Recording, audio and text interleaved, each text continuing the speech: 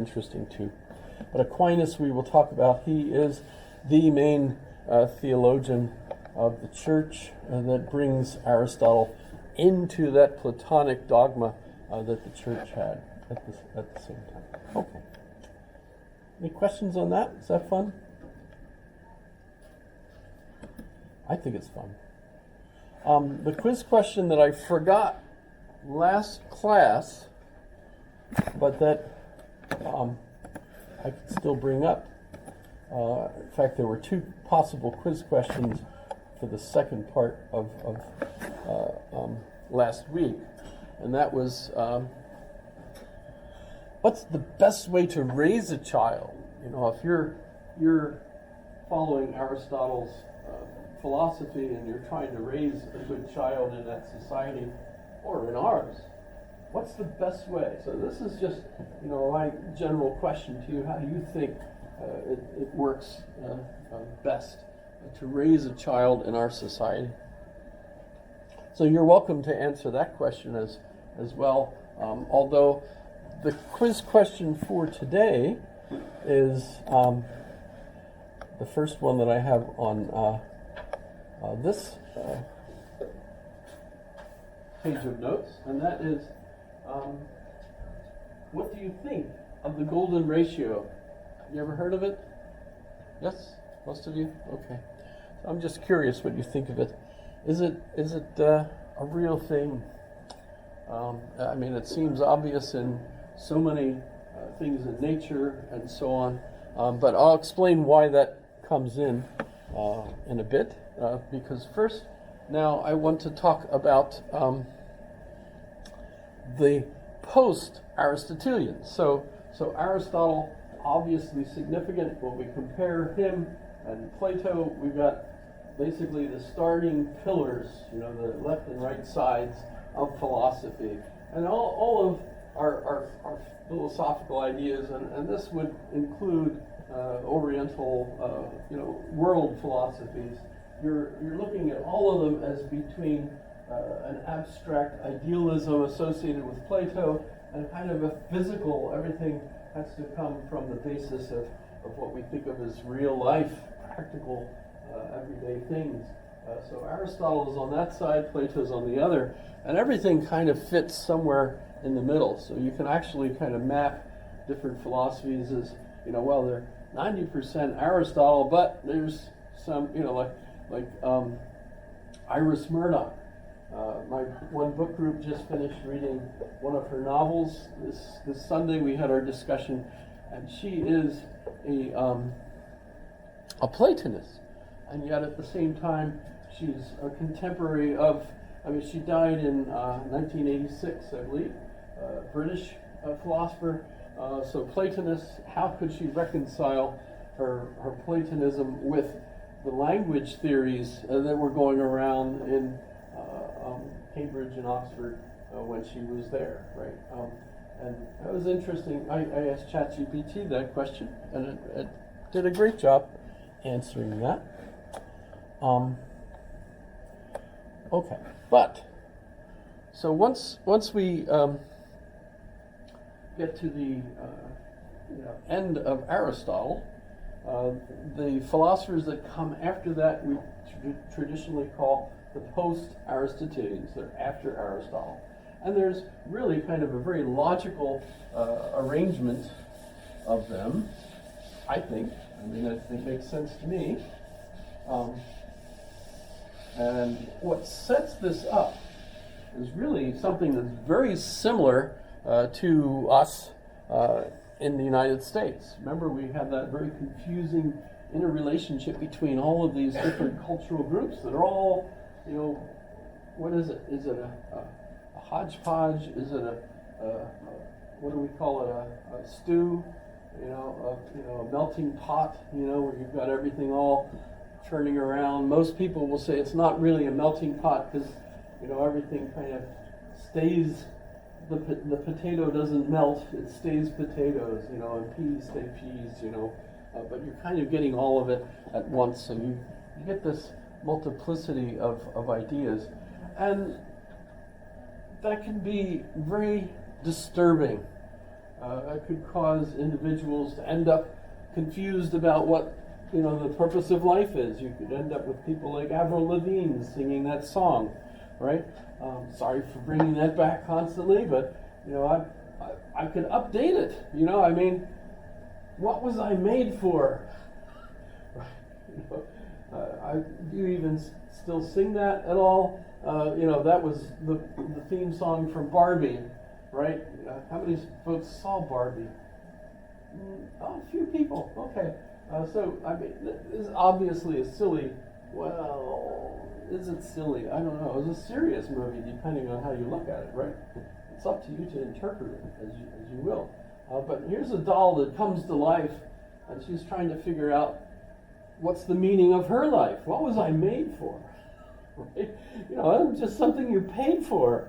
I'm a toy, basically. That's all I was. And there's some interesting associations with, I'm supposed to have helped liberate women. That was one of the goals of this doll.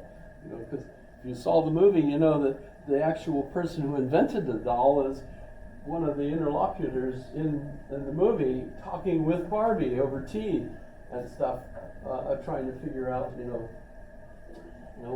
what did this Barbie doll do to our society?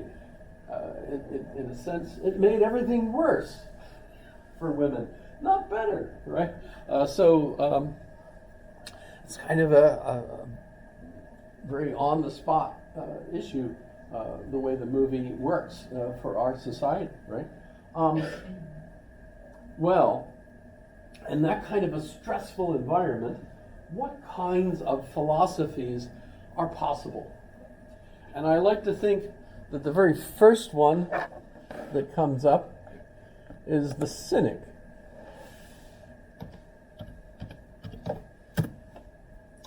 So cynic literally comes from, we say canine, by the way. The canine, just K9, but it's the word canine, dog, right? So the cynic is a dog philosophy, basically, from the word, right? It's the dog philosophy. And really, the idea of the dog is pretty apropos to the philosophy, because if you think, what concerns a dog? That you get the right food and have a nice dog house, or the things that dogs like. They're basically happy just with a bowl and so on. So what exactly does this mean for a human being? And the example of Diogenes is one. There you can see, wonderful, I didn't plan that, but Diogenes living in a barrel. He's basically homeless. Homeless dude. So if you think, we've got people that are homeless, and I'm thinking mostly of the people that are homeless on purpose. Because why? What? They don't want to deal with the stresses associated with a mortgage, a job, obligations to other people, and so on and so forth. As far as they're concerned, just existing, basically, in some sense. I really can't associate with it. I've always been busy. But I mean, and I've always loved obligations. Here, give me more obligations, I'll take them.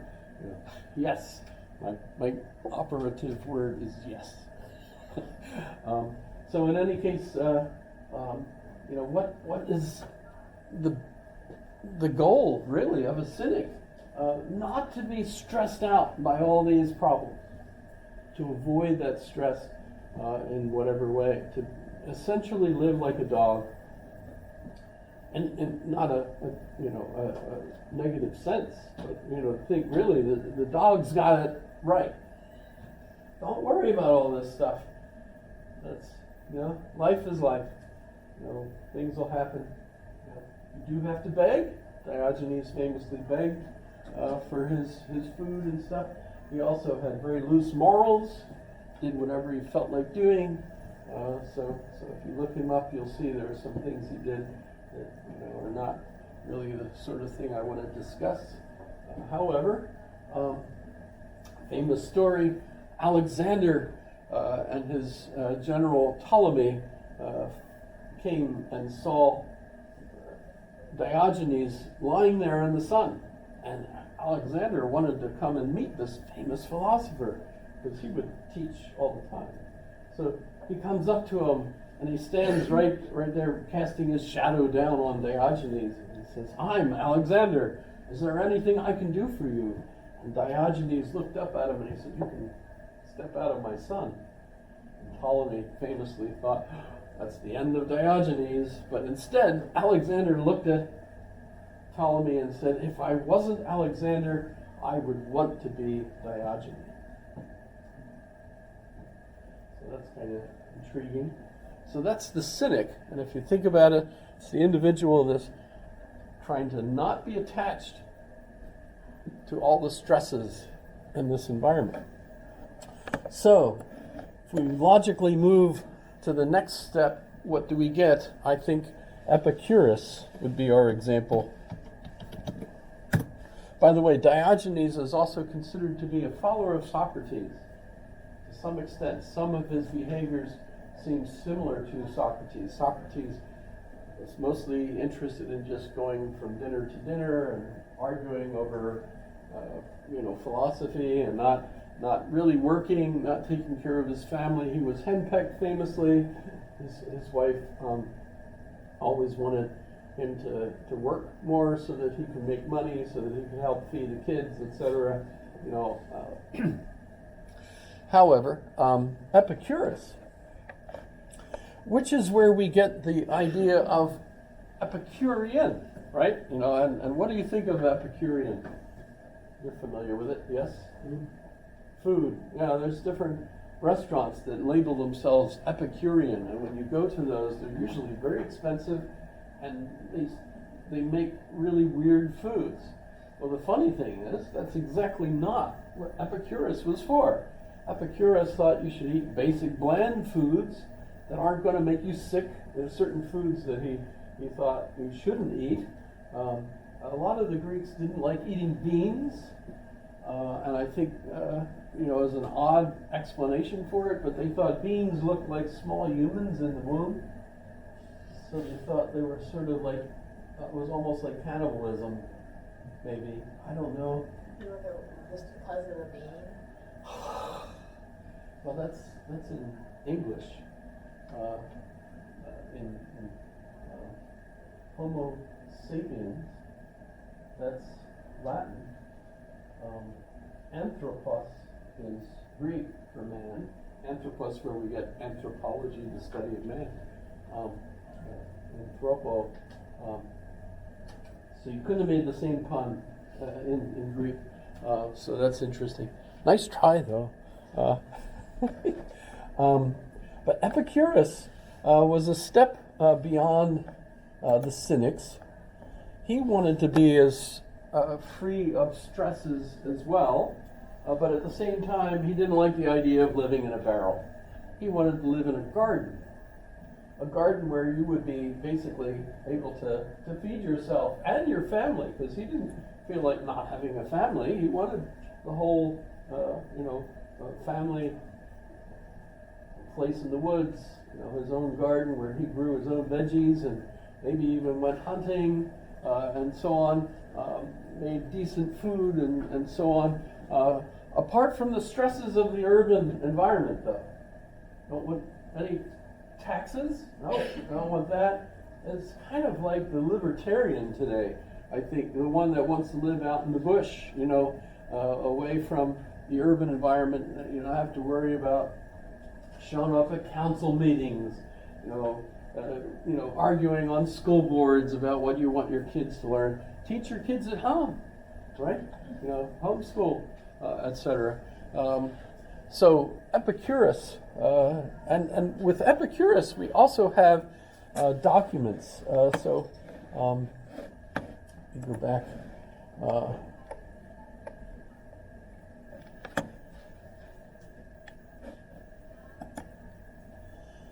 So, skeptics. So Epicurus. Does the link still work? No. Okay. Sorry about that. Let's try Epictetus. He's a Stoic. No, neither of those are going to work. But we can go to